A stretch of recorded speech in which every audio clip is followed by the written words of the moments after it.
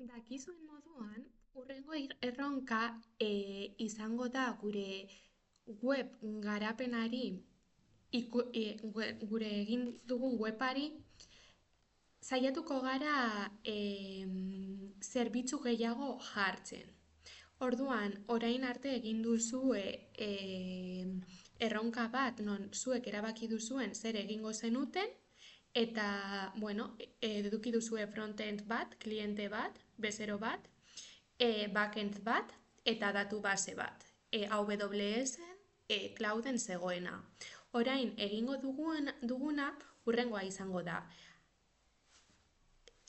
Saiatuko gara web bati zerbitzu gehiago jartzen. Orduan, aurreko atazan ikusi duzuen moduan, egingo duguna bada jakinda gure aire kalitatea askotan ez dela egokia eta berandu konturatzen garela, diseinatuko dugu eta garatuko dugu web orrialde bat non neurtuko dugu airearen kalitatea, begiratuko dugu eguraldia eta horren ondorio bat, informazio horrekin ondorio bat aterako digu iak. Eta gero, gure bezeroi bidaliko diegu mezu bat gertaera arriskutsu batean baldin badaude. Horretarako ere, haien geolokalizazioa beharko du. Orduan, erronka honen aurrean, pentsatu behar duzue behar dugula notifikazioak bidaltzea, geolokalizazioa, iarekin hitz egitea, edo iari mezuak bidaltzea. Zer gehiago,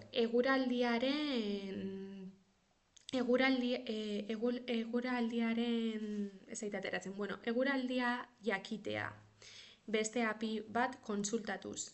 Eta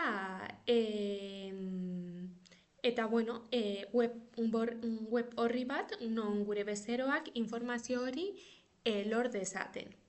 Orduan, adibidez, hau atera da, edo ideia hau sortu da, ze duela hilabete batzuk Petronorrek Muskizen izurite batzuk izan zituen, edo fuga iesaldi batzuk izan zituen, eta jendea esen konturatu. Eta, bueno, hori pilpilean dagoen gaia da orain gure zentruaren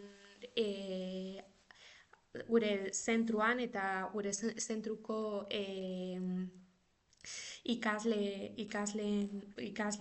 ikasleetan.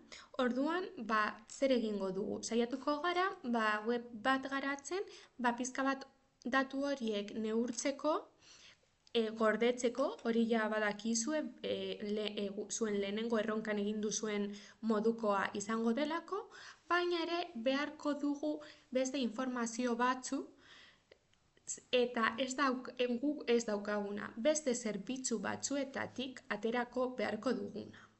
Orduan, nola, lehenengo erronka izan da erraza, eta arkitektura erraz batekin egin zenekaten, baina oraingoan pizka bat gehiago pentsatu behar dugu zein arkitektura erabili hori sortzeko. Web garapenaren bizitza osoan zehar, aplikazioak baziren monolitikoak. Baina, orain, web batzuk edo zerbitzu batzuk eskaintzen dizkigu. Adibidez, eguraldia zein izango den jakitea. Eta hori dela eta webak egiten dutena bada informazio hori leku batetik bestetik atera eta dena delakoa. Orduan, zentzua dauka leku berdinean gure webaren funtzionalitate guztia izatea? Hori da gaur ikusiko duzuena. eta alderatuko duguna mikrozerbitzu arkitektura eta arkitektura monolitikoa. Bale, zein da, ez dakit zergatik ez den ikusten argazkia, baina beno, zein da ikaskuntza honen helburuak? Bueno, zuek jakin dezazuen zeintzuk dira arkitektura monolitiko eta mikrozerbitzuko arkitektura baten aldeak, zeintzuk dira abantailak eta desabantailak. Horretarako, jakin beharko duzue zer diren mikrozerbitzuak eta nola funtzionatzen duten, eta horri lotuta dago API kontzeptua. Nik uste dut pizka bat ja dakizuela, baina bueno, egin duzuen testa dela eta bideo hau asko lagunduko dizue. Agian kontzeptu batzuk birpasatu beharko dituzue eta ondo barneratu urrengo erronka egiteko. Bale, eta, bueno, gu kurtso osoan zehar joan garatzen pizkanaka teknologia batzuk eta joango zarete zentzua guztiari emoten.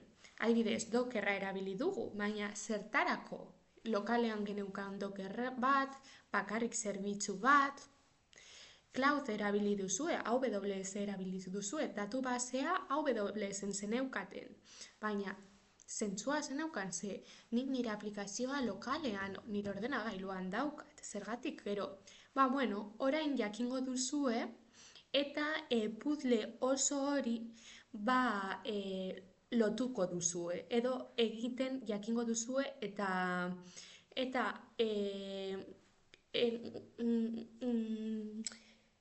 nola esan, garatu duzuen jakinduria hori alde batetik eta bestetik lotzen, proiektu polit eta handi bat lortuko duzue. Bale, hasteko, lehenengo pausua, zer da arkitektura? Ze batzuk esango didazue, baina bazaude hitz egiten dezi mikrozerbitzuak eta monolitikoa, baina zer da hori? Bale.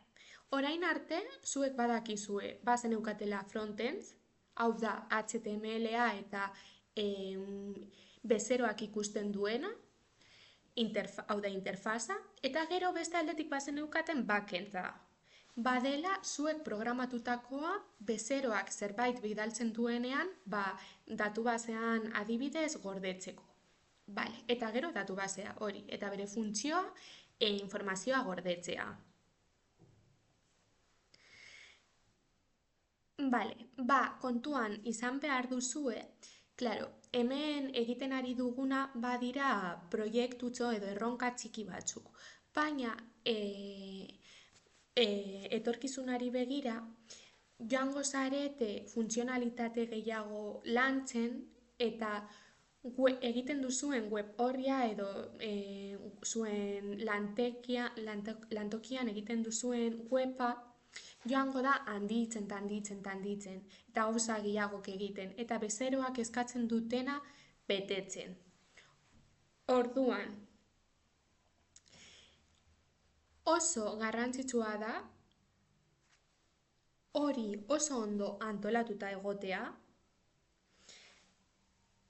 komunikazioa, guk ematen ditugun zerbitzu horien komunikazioa oso ona izatea, datuak ondo gordetzea, hori dagoeneko egiten duzue, eta sistema ondo edatu. Bale? Orduan.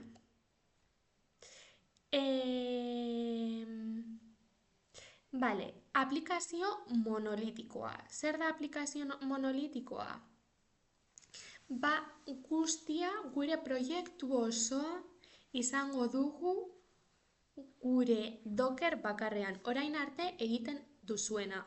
Hau da, Docker bat, edo dena delakoa, makina virtual bat, zerbitzari bat, eta bertan gure programazio osoa dago. Funtzionalitate bat baino gehiago daukagu? Bai. Bezeroaren logina, ez dakit zer datu gorde, ez dakit zer eskatu, baina funtzionalitate guzti horiek egiten dira makina virtual, zerbitzari eta Docker berdinean. Eta guzti hori hitz egiten du edo komunikatzen da datu base berdinarekin. Bale, orduan, guztia badago sistema bakarrean, backenda, logika eta guztia. Bale,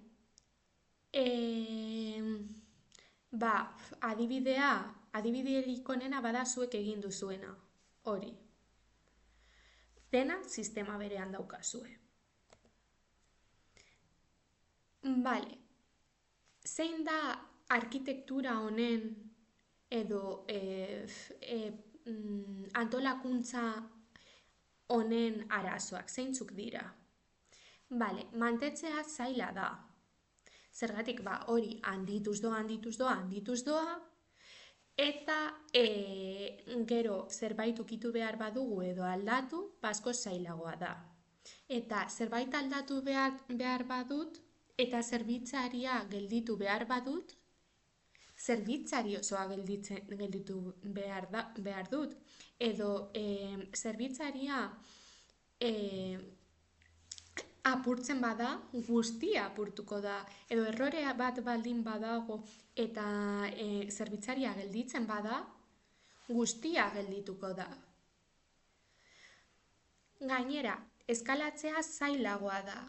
Claro, adibidez, igual nik pila bat funtzionalitate dauzkat, baina gehien erabiltzen dutena bada, igual chatbot bat daukat, hori funtzionalitate bat da, baina bezeroak ez dute ia chatbot hori erabiltzen, baina bai negozioa erabiltzen dute.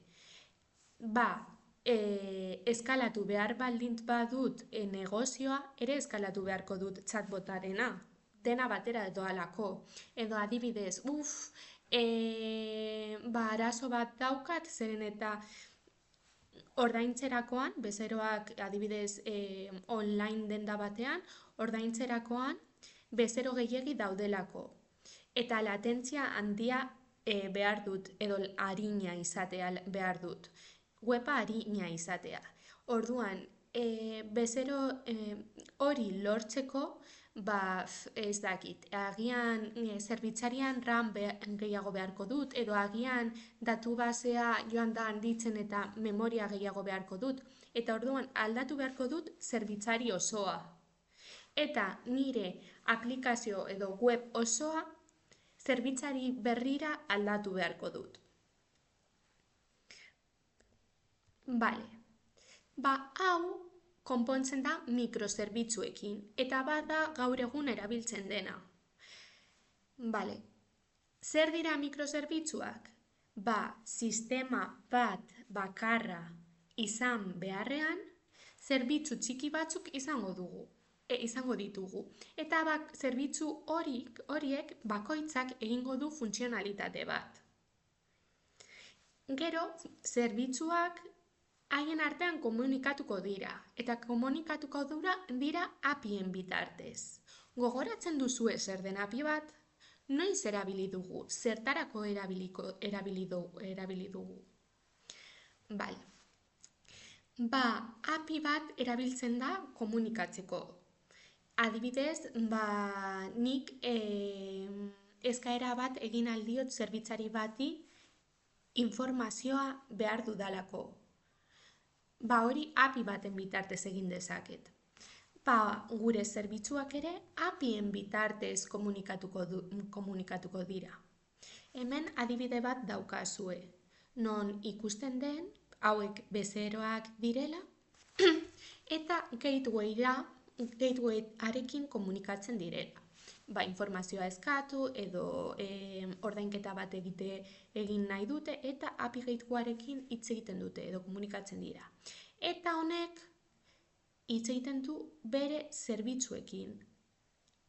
Adibidez, trip management. Hau izango du logika bidai bat antolatzeko. Gero, driver management. Igual, booking batean esaterako, kotxe bat alokatu nahi baduzu. Gero, passengerrak edo bezeroak edo adibidez blablakar batean e, gidatzen duena konektatuko da hemendik. Eta gidatzen ez duena, baina bidaian partekatu nahi duena kotxea, hemendik. Gero, paymenta kotxean doana ordainduko dio gidatzen dionari. Zerbitzu hau komunikazioan egongo da zerbitzu honekin eta baita kotxeak gidatzen dutenekin. Eta notifikazioak holandoa. Zerbitzu txikiak dauzkagu, zerbitzu bakoitzak funtzio bat dauka eta haien artean komunikatzen dira. Ez daukagu hau guztia en un troncho motxo, en un dena batera. Bale, aurrera egingo dugu. Bale. Mikrozerbitzuak. Bale, nola sortu ziren mikrozerbitzuak? Behitu, informatikan esaldi batzuk daukagu eta, gure bizitza errealean ere erabil ditzakegu. Edo gure bizitza errealetik hartu ditugu eta informatikan txertatu ditugu. Adibidez, zaunka egiten badu eta bi belarri eta mutur bat baldin badauka, txakurra da. Hori erabiltzen da klaseetan.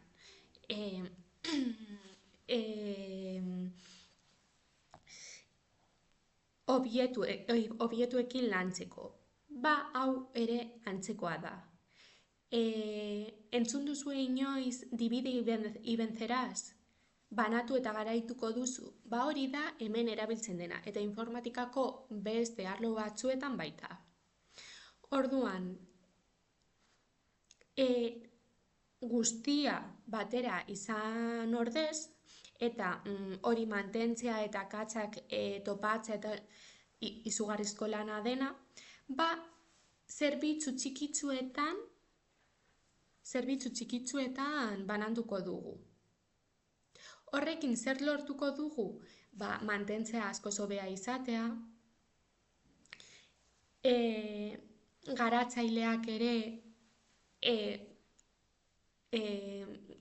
batera lan egin ahal izatea, eta zerbitzu bat hardware gehiago behar baldin badu, zerbitzu hori bakarrik ematea, eta kostua basua izaten jarraitu. Bale.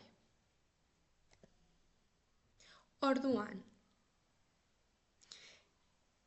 alderatuko dugu lehen erabiltzen zen arkitektura monolitiko hori, orain mikrozerbitzuekin, orain erabiltzen den arkitekturarekin, mikrozerbitzuena. Bale, hemen ikus dezakezue monolitikoan funtzionalitate guztiak elkarrekin daudela sistema berdin batean, zerbitzari berdin batean, baina mikrozerbitzuetan ez, desberdinduta daude. Eta zuek, zuen aplikazio monolitikoan Docker bat, Dockerreko kontainer bat erabili baldin baduzue, zer pentsatzen duzue orain mikrozerbitzuetan erabiliko duzuela? Bale, jarraituko dugu.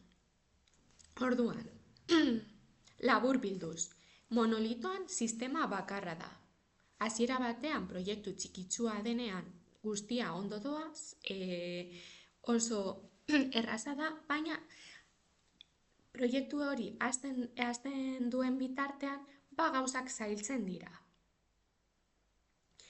Kode guztia badago proiektu bakarrean eta bakarrik edapen bakarra behar dugu. Errore bat baldin badago, sistema osoa eragiten du eta sistema osoa funtzionatzeari uzten dio. Mikrozerbitzuak aldera. Zerbitzu txiki asko ditugu, hasiera batean konplexuagoa da, ez daukazulako dena batera, baina askoz eskalagarriagoa da, askoz gehiago eskalatu alduzu bai hardwarearen aldetik, baita softwarearen aldetik ere, eta edapen desberdinak dira, baina azkarragoak. Eta zerbitzu bat erosten baldin bada, besteak funtzionatzen jarraitzen dute. Bale, eta orain, nola, lehen esan dugu, nola komunikatuko dira mikrozerbitzu horiek? APIen bitartez, eta zer dago APIen barnean? Ze protokolo erabiltzen da, hori klasean ikusi dugu. Bale, mikrozerbitzuak HTTP-ren bitartez, gure mezularia HTTP-a izango da. HTTP protokoloaren bitartez edo HTTPS protokoloaren bitartez komunikatuko dira. Eta HTTP horiek erantzunak eta petizioak izango dira API bati joango direnak. API bati eskatuko diogu zerbait, eta eskaera horiek HTTP-aren barnean joango dira. Gero, HTTP-ak nola gordeko du informazio hori edo nola garraiatuko du informazio hori, ze formatuan, hori ere ikusita daukagu. JSON formatuan izango da. Gogoratzen duzuen zer den JSON? Adibide azkar bat. Eguraldia jakin nahi badugu eta ez badugu interfaz bat erabiltzen hori ezagutzeko,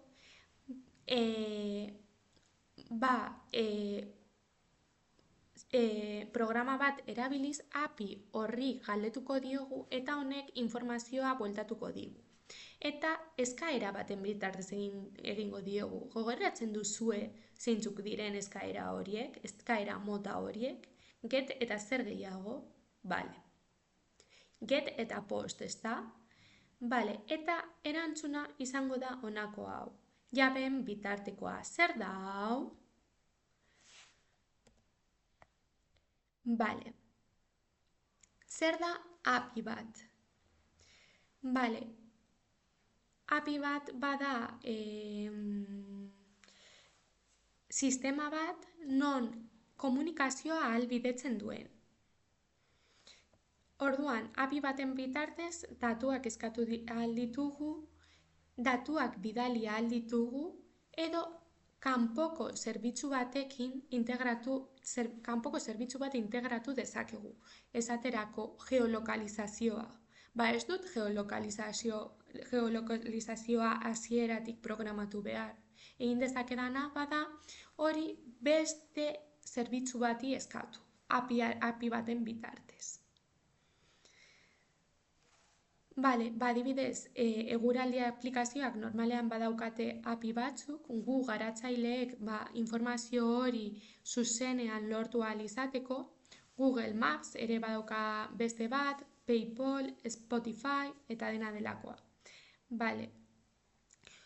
Orduan, bezeroak zer egiten du API-ari? Bidaltzen dio galderak eta API-ak erantzunak bueltatzen dizkio. Eta API horrek bere zerbitzariari eskatzen dio informazio hori, honek bidaltzen dio API-ari eta API-ak bezeroari. Hori da erabiliko duguna, eta horrektarako ze erramienta erabiliko dugu? Hau bada birpaso bat egiteko, HTTP metodo ohikoenak badira get, post eta put edo delete. Hori badakizue, así que ez dut sakonduko.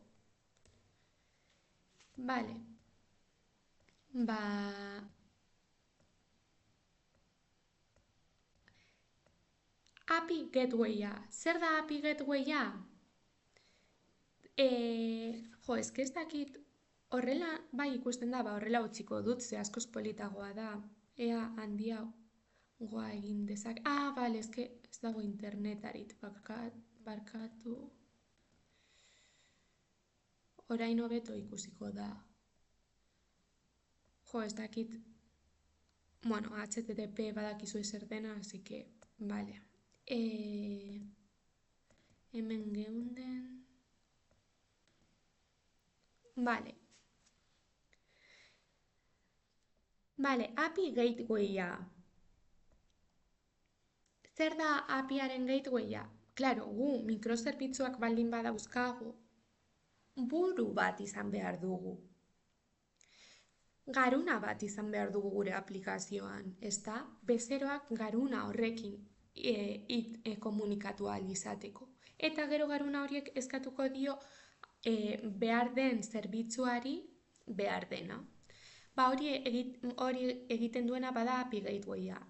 Bezero guztiek berari eskatzen diote informazioa, eta honek ez dakit zein datu basean eskatzen du, edo zerbitzu batean edo beste batean. Bale, orduan frontendak, hau da, bezeroak ez du zuzenean hitz egiten zerbitzu bakoitzarekin. Hitz egiten du API Gateway-arekin. Horrela zer lotzen dugu? Segurtasun gehiago, autentifikatu ahal izatea, eta autentifikatu eta gero zerbitzu batzuetara edo beste batzuk erabili ahal izatea. Bale? Bale. Lehen ja egin dizuet galdera, hau guztia egiteko Docker erabiliko dugu. Eta gure Docker bakoitza izango da gure zerbitzu bakoitza. Egia da, batzutan bagian ez dugula behar zerbitzu bat, baina adibidez AWS Lambda erabiliko genuela esan nizuen, zela Clouden serverless zerbitzu bat, horrelakoan agian ez da beharrezkoa Dockerez kontainer berri bat osatzea, baina gehiengoetan bai.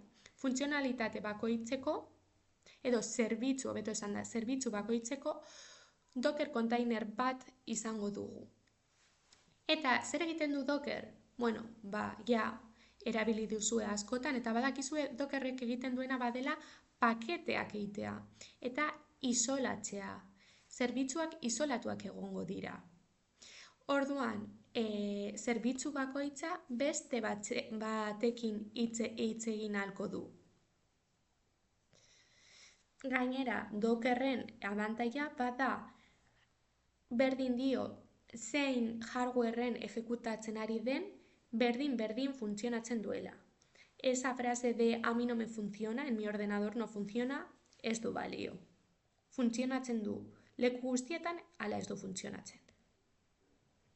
Bale, eta orain, non egingo dugu hori? Bale, bai, egingo dugu AWS-en. Eta orain bai, erabiliko dugu EC2. Egia da, pizka bat azaldu nizuela aurreko gaian zer zen AWS eta zer zen EC2, baina orain erabiliko dugu. Gogeratzen duzu zer den EC2? Bale, EC2 bada makina virtual bat bezalakoa, baina hodeian dagoena, clouden dagoena. Eta gu erabiliko dugu AWS Academy.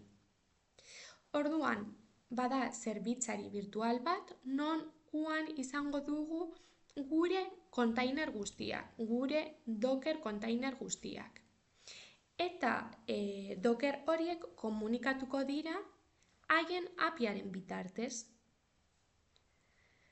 Bale, Cloud erabiltzea, EC2 hau erabiltzea, ze abaintail dauzka?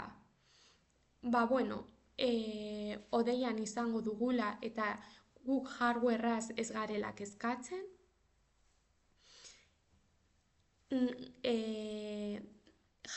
hardware gehiago edo potenteago bat nahi baldin badugu klik batean lortuko dugula. Eta AWSek mantentzen duenez, gure ikastetxean izan dezakegun zerbitzari bat, baina askoz fidagarriagoa da. Bale, adibidez, mikrozerbitzuen adibidea. Bagoaz gure adibidera, guk landuko dugun adibidera. Izango dugu zerbitzu bat airearen kalitatea neurtzen duena. Eta hori eskatzen dio AEMETera, AEMETeko APIra. Eta gero, informazio hori moldatzen du. Gero izango dugu beste zerbitzu bat, zeinek iarekin hitz egingo duen. Eta eguraldiko datuak eta airearen kalitate bat datuak bidaliko diona. Eta azkenik izango dugu beste zerbitzu bat, notifikazioak bidaliko dituena gure bezeroei. Bale, nola hau birpaso bat da. Nola funtzionatzen du hau? Bezeroak hitz egiten du API geituarekin eta API geituak hitz egiten du zerbitzu desberdinekin. Eta horrela, azkenean, heltzen da berriz informazioa bezeroari. Zeintzuk dira mikrozerbitzuaren abantailak? Eskalagarritasuna, zerbitzu konkretu batek hardware gehiago behar baldin badu, bakarrik zerbitzu hori eman aldiozula, askoz errazagoa dela mantentzea zati txikietan dagoelako, eta garapena independientea dela, eta ere, erabili dezakezula. Zeintzuk dira desabantailak? Konplexutasun handiagoa daukala hasiera batean, komunikatzea zailagoa dela HTTPren bitartez egiten delako, eta agian petizio gehiegi dauzkagula gure sisteman, eta debuggina ez dagoenez leku berdinean ere kontuan behar izango dugu hori. Eta nola egingo dugu debuggin hori? Ze tresna erabiliko dugu?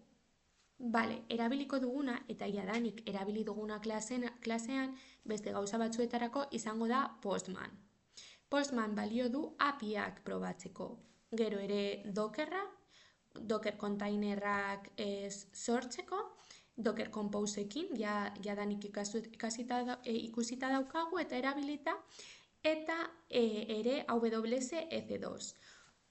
Hasierako praktika batean igoko duzue AWS-era zuen lana, lokalean daukazuen lana, ikusteko nola funtzionatzen duen. Eta gero joango gara erronka hau garatzen. Orduan, zein izango da gure kasua?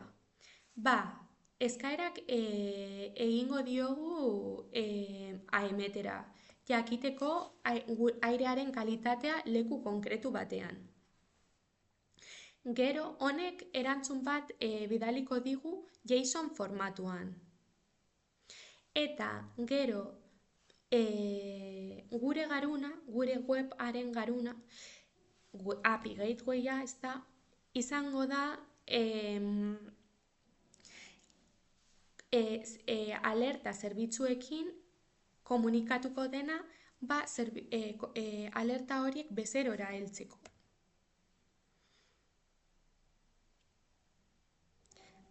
Orduan amaitzeko. Buruan gorde behar duzuena. Mikrozerbitzuak partekatzen dituzte ardurak edo funtzionalitateak, banatzen dituzte. Zati txiki eta independienteetan. Eta askoz errazagoa da kudeatzea sistema handi eta bakar bat baino. APIak zerbitzu horiek komunikatzeko edo kanpoko zerbitzu batzuekin komunikatzeko balio dute, eta Dockerrak edapenak egin ditzakegu, eta gero Docker horiek Cloudera edo Deira igo ditzazkegu. Bueno, eskerrik asko eta edozein galdera baldin baduzue, bidali mailetik edo klasean esan. Agur!